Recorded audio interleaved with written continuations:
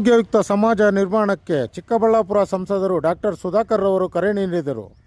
ದೈಹಿಕ ಸದೃಢತೆಗೆ, ಆರೋಗ್ಯಕ್ಕೆ ವಾಕಾತ, ಸಂಕ್ರಾಂತಿಗೆ ಸೈಕ್ಲೋತ, ಹೀಗೆ ಆರೋಗ್ಯವಂತ ಚಟುವಟಿಕೆಗಳಿಗೆ ಕರೆ ನೀಡಿದರು. ಹೊಸ ವರ್ಷದಲ್ಲಿ ನಮ್ಮೆಲ್ಲ ಕಾರ್ಯಕರ್ತರಿಗೆ ನಾನು ಮನವಿ ಮಾಡ್ತೇನೆ.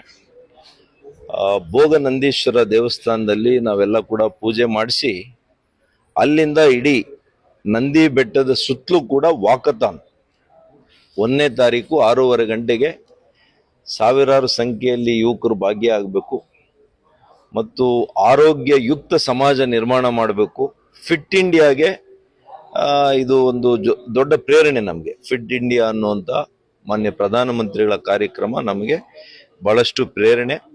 ನಾನು 26ರಲ್ಲಿ ಅನೇಕ ಈ ರೀತಿಯ ಬಗೆಯ ದೈಹಿಕ ಚಟುವಟಿಕೆಗಳು ಇದನ್ನು ಹಮ್ಮಿಕೊಳ್ಳಿಕ್ಕೆ ನಾನು ಈಗಾಗಲೇ ನಮ್ಮ ಮುಖಂಡರ ಜೊತೆ ಮಾತನಾಡಿದ್ದೇನೆ.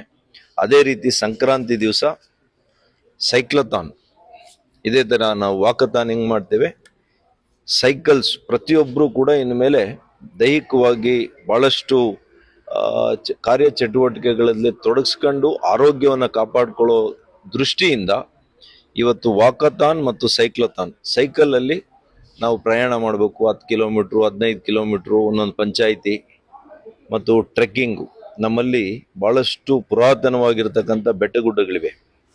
ಇಲ್ಲಿ ನಮ್ಮ ಯುವಕರನ್ನೆಲ್ಲ ಕೂಡ ನಾನು ಒಂದೊಂದು ಸಂಡೇ ಒಂದೊಂದು ವಿಶೇಷವಾಗಿರ್ತಕ್ಕಂಥ ಬೆಟ್ಟಗಳಿಗೆ ಇವತ್ತು ನಾವು ಟ್ರೆಕ್ಕಿಂಗನ್ನು ಮಾಡಿ ಅವ್ರ ಜೊತೆಯಲ್ಲಿ ಸಂವಾದ ಮಾಡುವಂಥದ್ದು, ಸರ್ಕಾರದ ಬಗ್ಗೆ, ಅವ್ರ ವಿಚಾರಗಳ ಬಗ್ಗೆ, ಈ ರೀತಿಯಲ್ಲಿ ಹೆಚ್ಚು ಆರೋಗ್ಯಯುಕ್ತ ಚಟುವಟಿಕೆಗಳಿಗೆ ನಾನು ಒಂದು ದೊಡ್ಡ ರೀತಿಯ ಆಲೋಚನೆ ನಾವು ಮಾಡಿದ್ದೇವೆ.